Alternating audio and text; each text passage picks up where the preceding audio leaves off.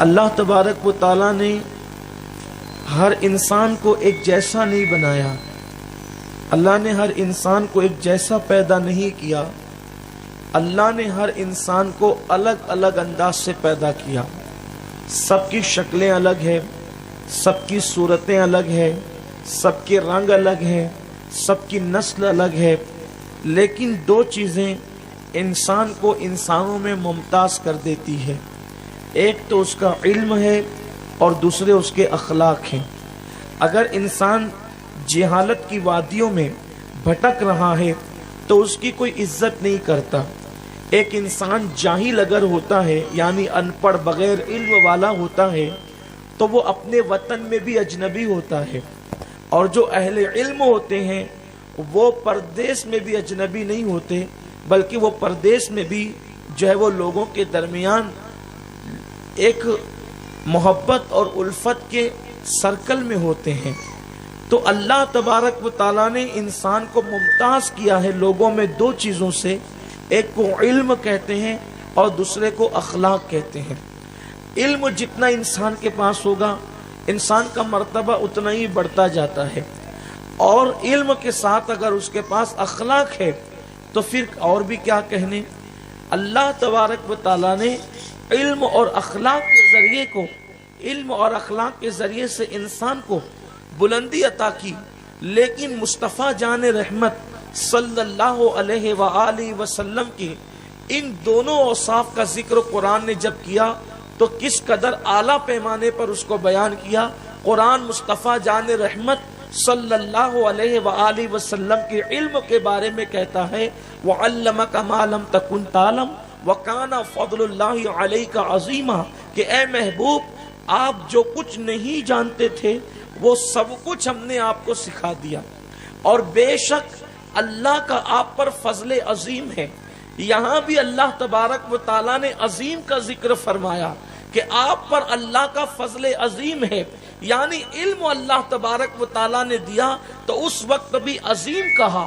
اور پھر مصطفیٰ جان رحمت صلی اللہ علیہ وآلہ وسلم کو جو خلق دیا تو اس کے بارے میں فرمایا وَإِنَّكَ لَعَلَىٰ خُلُقٍ عَظِيمٍ، کہ اے محبوب ہم نے آپ کو خلق عظیم پر فائز فرمایا، آپ کی خوبو کو ہم نے عظیم کہا ہے. اب آپ اندازہ کریں کہ اللہ تبارک و تعالیٰ نے اتنی بڑی دنیا کے بارے میں فرمایا کہ دنیا یہ بہت چھوٹی ہے، دنیا بہت مختصر ہے، یہ دنیا بہت قلیل ہے، اس دنیا کی حیثیت بس اتنی ہے کہ یہ دنیا بڑی قلیل ہے. اب آپ اندازہ کریں جس دنیا کے اندر اتنے صحرا ہو، جس دنیا کے اندر 7 سمندر ہو، جس دنیا کے اندر 7 آسمان ہو، جس دنیا کے اندر 7 زمینیں ہو، جس دنیا کے اندر ان گنت درخت ہو، جس دنیا کے اندر ان گنت انسان ہو، جس دنیا کے اندر ان گنت دولت ہو، جس دنیا کے اندر ان گنت ثروت ہو، جس دنیا کے اندر ان گنت ریگزار ہو، جس دنیا کے اندر ان گنت پرندے ہو، جس دنیا کے اندر جو ہے شمار کے باہر ساری تعداد ہے، اللہ فرماتا یہ قلیل ہے. جب اللہ کا قلیل کہنا جس کو خدا قلیل کہتا ہے وہ ہمارے سامنے اتنی بڑی چیز ہے تو اللہ جس کو عظیم کہتا ہوگا وہ کتنی بڑی چیز ہوگی. اللہ نے حبیب صلی اللہ علیہ وآلہ وسلم کے اخلاق کو عظیم کہا.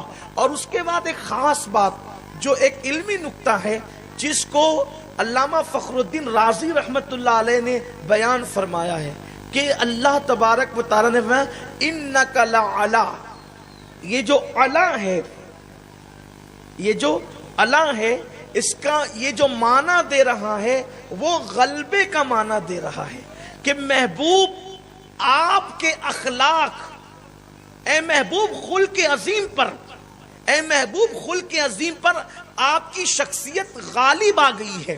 یعنی جیسے کوئی غلام کو اپنے آقا سے نسبت ہوتی ہے تو غلام پر آقا ہمیشہ غالب رہتا ہے، اسی طریقے سے کسی ماتحت کی نسبت کسی امیر کے ساتھ، ماتحت کی نسبت کسی نگراں اور امیر کے ساتھ ہوتی ہے تو وہ ماتحت بھی اس کے سامنے مغلوب رہتا ہے. تو اللہ تبارک و تعالیٰ محبوب سے فرما رہا ہے کہ اے حبیب گویا کہ خلق عظیم پر آپ غالب آ گئے. یعنی اب پتا چلا کہ اور انسان اخلاق مند اس وقت کہلائے گا جب وہ کچھ اوصاف کو اختیار کرے گا، مثال کے طور پر سچ بولا تو وہ معتبر ہو گیا، امانت رکھی وہ معتبر ہو گیا، لوگوں کے ساتھ اس نے سلوک کیا وہ معتبر ہو گیا، حلال کھایا وہ معتبر ہو گیا، یعنی ان اوصاف سے وہ متصف ہوا تو وہ اخلاق مند ہو گیا۔ لیکن حضور کے لیے ایسا نہیں ہے، بلکہ اللہ اکبر، ہم افعال کے پابند ہیں، یہ کریں گے تو اخلاق مند کہلائیں گے۔ اور حضور کی شان یہ ہے، حضور جو بھی کر دیں اسی کو اخلاق کا نام دے دیا جائے گا۔ حضور علیہ الصلوۃ والتسلیم، اللہ اکبر، اگر صحن کعبہ میں، مطاف کعبہ میں سینہ تان کر اکڑ کر چلیں گے تو اس وقت وہی اخلاق ہوگا۔ حضور علیہ السلام اگر جلال میں، غصے میں آ کر دشمن کی طرف کنکری اٹھا کر پھینکیں گے تو اس وقت وہی اخلاق ہوگا، اور وہ بھی اخلاق کیسا؟ اللہ تبارک و تعالی اس فعل کو اپنا فعل قرار دے گا یوں کہہ کر، وما رمیت اذ رمیت ولکن اللہ رما، پیارے تم نے کنکری نہیں ماری بلکہ یہ کنکری ہاتھ تمہارے تھے اور مارنا ہمارا تھا۔ تو حضور علیہ الصلوۃ والتسلیم جو ہے وہ خلق عظیم پر غالب ہے، حضور جو کریں وہی اخلاق ہے۔ اور اللہ کے حبیب علیہ السلام کے اخلاق کیا ہے، ہمیں اس کو بہت سمجھنے کی ضرورت ہے۔ ام المومنین سے بار بار لوگوں نے سوال کیا کہ حضور علیہ الصلوۃ والتسلیم کا اخلاق کیسا تھا، تو آپ کا جواب یہی تھا، کیا تو نے قرآن نہیں پڑھا؟ ان کے اخلاق تو قرآن تھے۔ حضور علیہ السلام کے بارے میں یاد رکھنا، باہر کے لوگ اگر کسی کے بارے میں کوئی کچھ کہیں تو وہ زیادہ معتبر نہیں ہوتا، کیونکہ باہر تو سبھی نیک بنے رہتے ہیں، پارسا بنے رہتے ہیں۔ اصل چیز گھر والوں کی طرف سے کہ یہ گھر میں کیسا رہتا ہے، اس لیے کہ باہر شریف بن کر کے رہنا یہ مجبوری ہے، اگر نہیں رہیں گے تو بدنام ہو جائیں گے، نہیں رہیں گے تو لوگ جو ہے وہ پتہ نہیں کس کس طرح کے پروپیگنڈے کریں گے۔ لیکن اصل اخلاق یہ ہے کہ انسان گھر میں کیسا رہتا ہے۔ اور حضور علیہ السلام کے اخلاق کے متعلق کن سے پوچھا جا رہا ہے؟ حضور کی ازواج سے۔ اور حضور علیہ السلام کی ازواج حضور کے اخلاق کے بارے میں کیا کہہ رہی ہیں؟ ام المومنین فرماتی، کیا تو نے قرآن نہیں پڑھا؟ کان خلقہ القرآن، کہ ان کی پوری زندگی قرآن ہے، یعنی قرآن پڑھتا جا اور دیکھتا جا کہ مصطفیٰ جان رحمت کی زندگی کیا ہے۔ اب یہاں پر تھوڑا سا ہم آگے بڑھتے ہیں۔ علامہ امام شیخ عمر شہاب الدین سہروردی رحمت اللہ تعالی علیہ اپنی شورہ آفاق کتاب العوارف المعارف میں لکھتے ہیں کہ ام المومنین نے جو فرمایا کہ حضور علیہ الصلوۃ والتسلیم کے اخلاق قرآن تھے، یعنی قرآن ہی حضور کا اخلاق ہے یا حضور کے اخلاق قرآن میں بیان ہے، تو اس سے ایک نفیس نکتہ امام عمر شیخ شہاب الدین سہروردی رضی اللہ تعالیٰ عنہ بیان فرماتے ہیں کہ ام المومنین نے فرمایا کہ ان کے اخلاق قرآن تھے۔ تو قرآن مقدس کے اندر ایک قسم کی آیت نہیں ہے، بلکہ قرآن مقدس کے اندر جو ہے وہ کئی قسم کی آیت ہے۔ جیسے مثال کے طور پر ایک قسم کی آیت ہے آیت محکمات ان کو کہتے ہیں، یعنی ہم جو قرآن میں لکھا ہے اس کا ترجمہ ہے آسانی سے سمجھ جائیں۔ جیسے مثال کے طور پر اللہ فرماتا ہے ذالک الکتاب لا ریب فیہ ھدی للمتقین، یہ کہ یہ وہ بلند رتبہ کتاب ہے کہ جو متقیوں کے لیے ہدایت ہے۔ تو جو اس کا آیت ہے، جو ترجمہ ہے، وہ بات بالکل آسانی سے سمجھ میں آتی ہے، بالکل واضح ہے، اس کو کہتے ہیں آیت محکمات۔ اور دوسری قسم کی آیت ہے اس کو کہتے ہیں آیات متشابہات۔ جیسے قرآن کہتا ہے ید اللہ، اللہ کا ہاتھ، تب اللہ کا ہاتھ، اللہ تو ہاتھ سے پاک ہے، تو اللہ کے ہاتھ کا مطلب کیا؟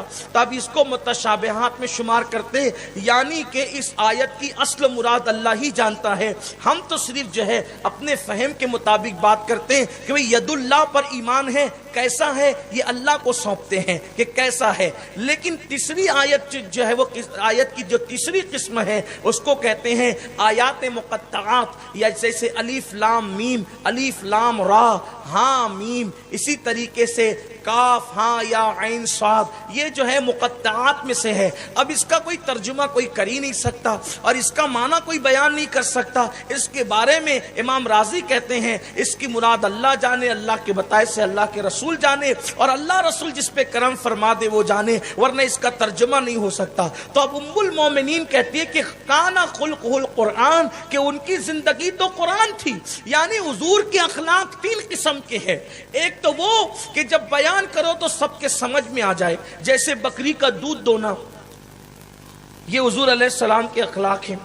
بڑھیا کا سامان کندھے پہ اٹھا کر اس کے گھر تک پہنچا دینا، یہ بھی حضور کے اخلاق ہیں. اسی طریقے سے حضور علیہ السلام کے اخلاق یہ بھی ہیں کہ دشمن کے لیے چادر بچھا دینا. حضور علیہ السلام کے اخلاق یہ بھی ہے فتح مکہ کے دن دشمنوں کو معاف کر دینا. یہ سب حضور کے اخلاق ہیں. یہ کیسے آیات محکمات کی طرح ہے کہ جب بیان ہو تو سب کے سمجھ میں آ جائے. لیکن اخلاق کی دوسری قسم یہ بھی ہے کہ اشارے سے چاند کے ٹکڑے کر دینا، سورج کو پلٹا دینا، درختوں کو اپنے پاس بلا لینا، بکریوں کا ان کو سجدہ کرنا، سنگ ریزوں کا کلمہ پڑھنا، ان کے ہاتھوں میں کلام کا تسبیح پڑھنا.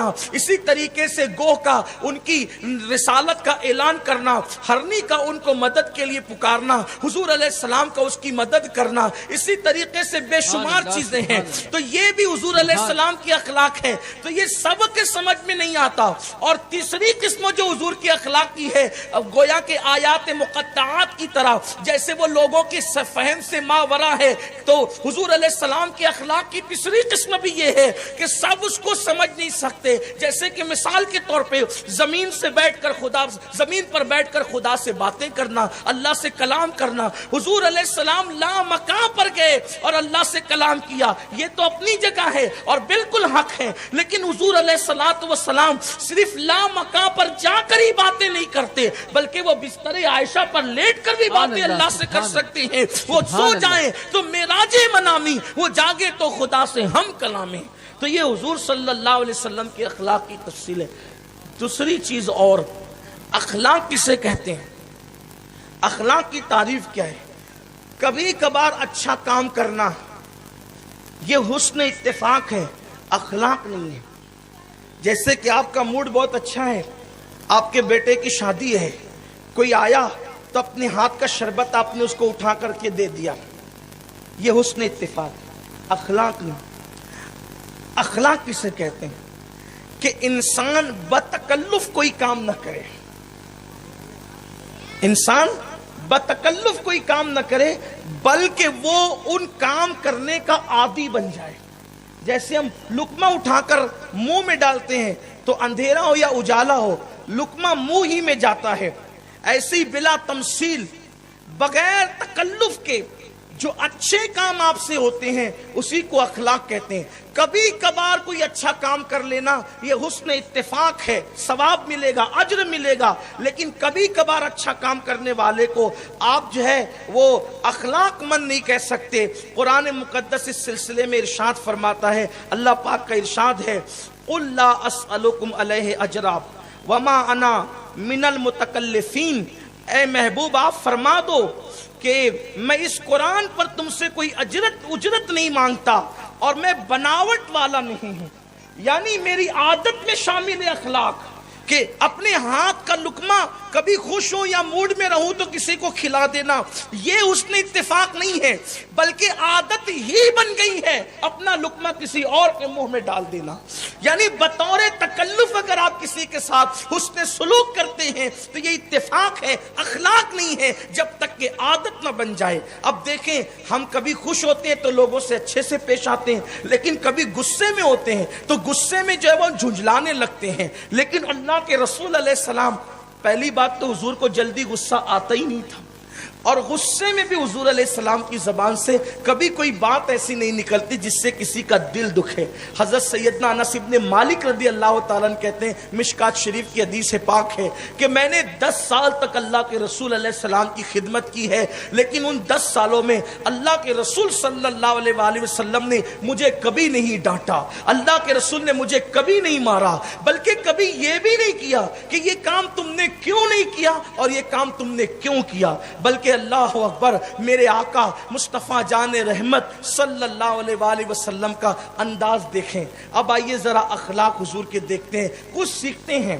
ہم حضور کا میلاد منانے کے لیے نکلے ہیں, لیکن میلاد کا مطلب ہم سمجھتے ہیں کہ صرف ہم جلسے میں شریک ہو جائیں, جلوس میں شرکت کر لیں, نعرے لگا لیں, جھنڈیاں لگا لیں, ہماری ذمہ داری پوری ہو جاتی ہے. نہیں, اب جلوس اپنی جگہ, جلسے اپنی جگہ, جھنڈے اپنی جگہ, یہ ساری چیزیں اہم ہیں. اس سے جو منع کرتے ہیں ان کے دلوں میں کہیں نہ کہیں کوئی کجی ہے, ان کو منع نہیں کرنا چاہیے. افراط و تفرید کا شکار ہے لوگ.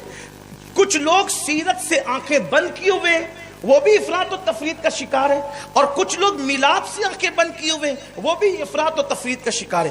ایک طبقے نے سیرت کو لے لیا اور ایک طبقے نے میلاد کو لے لیا, اور وہ میلاد ہی لے کر چل رہا ہے, وہ سیرت ہی لے کے چل رہا ہے. دونوں افراط و تفرید کا شکار ہے. لیکن ہم اہل سنت و جماعت کا وتیرہ اور طریقہ یہ ہے, ہم جہاں نبی کا میلاد بیان کرتے ہیں وہی نبی کی سیرت بھی بیان کرتے ہیں. اور ایک خاص بات ہمارے یہاں یہ ہے کہ ہم سیرت النبی بیان کرتے ہیں, سیرت الانسان بیان نہیں کرتے. اس لیے کہ سیرت انسان کیا ہے؟ نمک چکنا. اگر آپ کہیں کہ ہمارے نبی کی شان یہ کہ وہ کھانے سے پہلے نمک چکتے تھے, تو کوئی للو پپو چپوٹ کر کے کہے گا کہ یہ کیا خاص بات ہے, میں بھی تو نمک چک سکتا ہوں کھانے سے پہلے. لیکن ہم جو یہ بتاتے ہیں کہ رسول اللہ کھانے سے پہلے نمک چکتے تھے, تو ہم یہ بھی بتاتے ہیں کہ وہ اشارہ کر کے چاند کے ٹکڑے کر دیتے تھے تاکہ وہاں تک کسی کی رسائی نہیں ہو سکے. میرے پیارے آقا صلی اللہ علیہ وسلم کے پیارے دیوانوں, تو یہ جو بات ہوتی ہے, ہر سال ہمارے شہر میں اتنے اچھے لوگ رہتے ہیں, اتنے شریف لوگ رہتے ہیں, اتنے پارسا لوگ رہتے ہیں, گنبد و مینار کے سائے میں لوگ رہتے ہیں. ہمارے شہر کے لوگ بڑے محبتی ہے, پیار والے لوگ ہیں. لیکن ایک طبقہ چند 4-6 لوگ ایسے ہیں جو ہر سال جن کا کام ہے کہ وہ واٹس ایپ پر بیٹھ کر کے کچھ نہ کچھ گندگی ڈال دیتے ہیں, جس سے سب کا ذہن منتشر ہوتا ہے. گندگی کیا ہے؟ ہر سال بس وہی اعتراضات, جھنڈے نہیں لگائیں, کمکمے نہیں لگائیں, یہ نہیں کریں, وہ نہیں کریں. پھر دوسری طرف سے مجبوراً جواب آتا ہے, تو اس میں ہوتا ہے مسلمانوں میں آپس میں اختلاف. حالانکہ اس وقت ہم اختلاف کی پوزیشن میں نہیں ہیں. ہندوستان کے حالات یا دنیا کے حالات ہمیں اختلاف کرنے کی اجازت نہیں دیتے. ذات رسالت مآب صلی اللہ علیہ وسلم ہمارے لیے نقطہ اتحاد ہے. اگر ہم حضور پہ متحد نہیں ہوں گے تو کس پہ متحد ہوں گے؟ تو اب بات اتنی ہے کہ اگر کسی عزیز کو اس پر اعتراض ہے کہ نبی کے نام کا جھنڈا نہیں لگنا چاہیے, تو آپ سے میں پوچھنا چاہتا ہوں کہ الیکشن کے موقع پہ جو جھنڈے لگتے ہیں, آپ نے اس پہ تو لوگوں کو منع نہیں کیا, آپ نے اس سے تو لوگوں کو منع نہیں کیا. اگر جھنڈا لگانا واقعی غلط تھا تو آپ منع کر دیتے, ہم آپ کا استقبال کرتے. لیکن آپ جو ہے ایرے گہرے نتو خیرے پتہ نہیں کیسے کیسے لوگوں کے نام کے جھنڈے سے آپ منع نہیں کرتے, لیکن معراج والے رسول کے نام کے جھنڈے سے آپ منع کرتے ہیں. تو اس سے قوم میں اختلاف پیدا ہوتا ہے. یہ سب مت کرو, مت کرو. جب آپ اتنے سارے جھنڈے برداشت کر لیتے ہیں تو ایک جھنڈا یہ بھی تو برداشت کر لیں. اور پھر بات اتنی ہے, اور بات اتنی ہے, آپ کو کہتا کون ہے کہ آپ لگائیں؟ یہاں سے تو بس اتنا ہوتا ہے کہ بھئی جس کو لیڈر سے پیار ہے وہ لیڈر کے جھنڈے لگائیں, اور جس کو آمینہ کے لال سے پیار ہے وہ آمینہ کے لال کے جھنڈے. آپ کو کہنا کس نے؟ یہاں تو خوشی کا سودا ہے. اسلام میں زبردستی نہیں ہے. ہم آپ کے گردن پہ تلوار نہیں رکھتے. اسلام تلوار سے نہیں پھیلا, بس بات محبتوں کی ہے. بات اتنی ہے کہ اگر آپ کو پیار ہے تو آپ لگائیں, نہیں پیار ہے تو آپ کو کہتا کون ہے؟ آپ نے لگانا ہی نہیں ہے. بھئی ہزاروں لوگ نماز نہیں پڑھتے, کون ان کو قتل کر دیتا ہے؟ جبکہ نماز تو فرض ہے. لیکن جھنڈا اگر کوئی نہیں لگائے گا تو اس کو کون قتل کر دے گا, کون مار لے گا, کون پیٹ لے گا؟ لیکن اتنا ضرور ہوگا کہ پہچان ہو جائے گی, اتنا ضرور ہوگا پہچان ہو جائے گی کہ لیڈر والا کون ہے, محمد الرسول اللہ والا کون. بات اتنی ہے, اور کوئی بات نہیں ہے. کوئی اختلاف مت کرو, کوئی جھگڑا مت کرو. محبت کے سودے ایسے ہی ہوا کرتے ہیں, محبت کے سودے ایسے ہوا کرتے ہیں. ارے میرے عزیز, محبت والوں کی تو شان یہ ہے کہ وہ تو کہتے ہیں یہ تو خیر ہے کہ صرف جھنڈے لگانا ہے.